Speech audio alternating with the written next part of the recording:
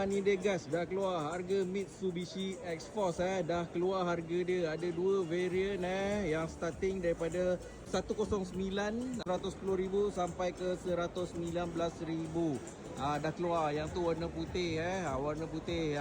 Ni boleh dikatakan pengganti Mitsubishi ASX lah kan, yang dah tak ada daripada 2021 dulu. Yang ini boleh katakan kompetitor kepada Proton, X50, Honda HR-V.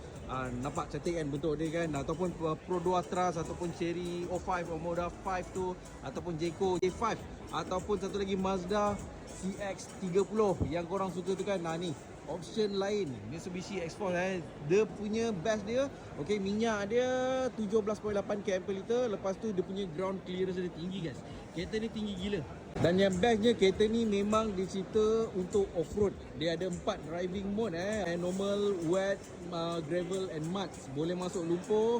Lepas tu kereta ni dia ada active yaw control yang dia ambil daripada DNA Mitsubishi Lancer Evo. So komen kat bawah ni guys, korang suka tak Mitsubishi X-Force baru? Dia punya design dia kan, korang tengok. Daripada Mitsubishi bukan brand China ni bukan brand China.